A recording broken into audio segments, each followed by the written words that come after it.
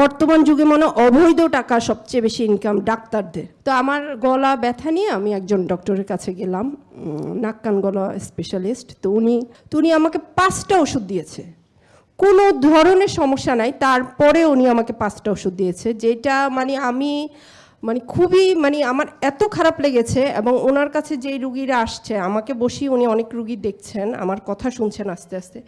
তা আমি দেখলাম যে রুগীদের কথা উনি ভালো করে শুনছেনও না, বা আসলে তাদেরকে যে কোনো লাইফস্টাইল বা তার ওজন কমাতে হবে বা বিভিন্ন ধরনের যেই গাইডলাইনগুলো দেওয়া, এগুলো টোটালি কোনো কিছুই দিচ্ছে না।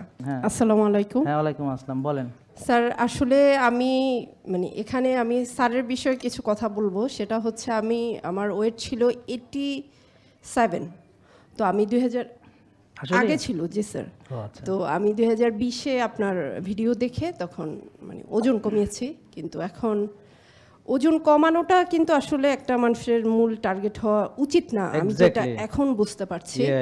সুস্থ থাকার জন্য আমাদের যে লাইফস্টাইল, এটার প্রতি গুরুত্ব দেওয়া সবচেয়ে বেশি জরুরি। হ্যাঁ, সেটা আমি আগে বুঝতাম না। কিন্তু স্যার আমি ঘুম 10টা, আমার 9টা থেকে আমার টিভি চলতে থাকে, কখন আপনার সেশন শুরু হবে আমি দেখব। তা আমার বাসায় যারা হেল্পিং হ্যান্ড আছে, তো ওনারা বলে, আপু আপনি কী দেখেন? হ্যাঁ, কি আছে, উনি তো প্রতিদিন একই কথা বলে। তখন আমি বলি যে না, ওনার প্রতিদিনের কথার মধ্যে একটা না একটা নতুন একটা কথা থাকেই, যেটা আমাকে উৎসাহ দেয়। তো এটা স্যার, আপনার এই সেশনটা আসলেই খুব গুরুত্বপূর্ণ আমাদের জন্য। আসলে আমরা অনেক উপকৃত হই, যা আমরা যারা বুঝি, আর যারা বুঝে না আসলে তারা বলে লাভ নাই।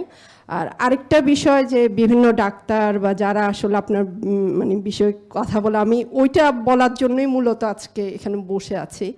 সেটা হলো, আমার হাজব্যান্ড একজন ঊর্ধ্বতন কর্মকর্তা। তো আমি যেই জেলায় থাকি ওইখানে সাধারণত গেলে সবাই আমাকে খুব ভালোভাবে দেখে আর কি। তো আমার গলা ব্যথা নিয়ে আমি একজন ডক্টরের কাছে গেলাম, নাক কান গলা স্পেশালিস্ট। তো উনি আমার গলা দেখে চেক করে বলল যে না ভাবি, আপনার কোনো সমস্যা নাই, এটা এমনিতে হতেই পারে, আপনার মনে ঘাড় ব্যথা ছিল, আপনি বেশি হাত দিয়েছেন, এই জন্য ওই জায়গাটা একটু আপনার কাছে মনে হচ্ছে।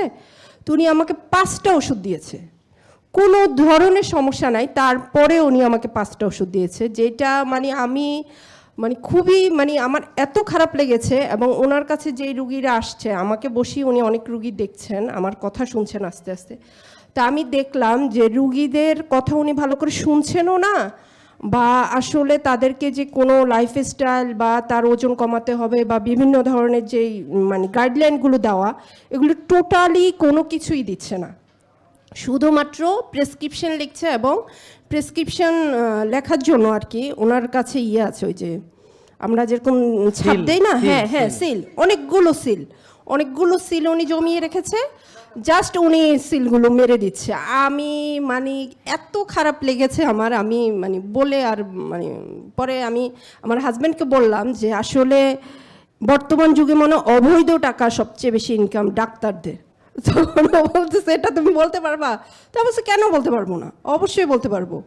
কারণ তোমরা তো দেশ সেবার সুযোগ পাচ্ছ, তোমরা পাবলিকের সাথে কাজ করছো, তোমরা হয়তো বা অনেক কিছু না পারলেও কিছু না কিছু উপকার হচ্ছে। কিন্তু একজন ডাক্তার তো আল্লাহর পরে, তাই না? একজন আল্লাহর পরেই একজন ডাক্তারকে আমরা বিশ্বাস করি যে তার কাছে গেলে আমি বাঁচবো বা তার কাছে গিয়ে আমি ভালো হব। কিন্তু সেই ডাক্তারই আমাকে ক্ষতি করে ফেলছে। সবচেয়ে বড় যেটা হচ্ছে, আমার কিডনি ড্যামেজ হচ্ছে, আমার চোখের ক্ষতি হচ্ছে, লিভার ক্ষতি হচ্ছে, এই যে ওষুধের সাইড এফেক্ট। আমার মা নিজেও ডায়াবেটিস পেশেন্ট, তো আমার মারও সেম অবস্থা। যতই ওনাকে কিছুটা হলেও এখন ঠিক হয়েছে, কিন্তু আগে যে অবস্থা ছিল, উনি যদি এইভাবে ডাক্তারদের ইয়েতে চলতে থাকতো, তাহলে ওনার আমার মনে হয় ওনার কিডনি খুব দ্রুতই নষ্ট হয়ে যেত। যাক, আল্লাহর রহমতে হয়তো বা আপনি আমাদের দেশে আছেন, আমরা আপনাকে পেয়েছি, আপনার কথা আমরা মানি বলেই আমাদের কারণে আমাদের বাবা মা আমাদের বয়োজ্যেষ্ঠ যারা আছেন, ওনারা আসলে উপকৃত হচ্ছেন। হয়তো বা অতটা হচ্ছেন না, যেহেতু ওই যে আপনি যেটা বলেছেন যে ওরা তো আসলে শেষ হয়ে গেছে, শেষ সময়, হ্যাঁ, ওনারা পারছেন না, কিন্তু আমরা চেষ্টা করছি। এখন এই চেষ্টাটাই আসলে অনেক বড় বিষয়।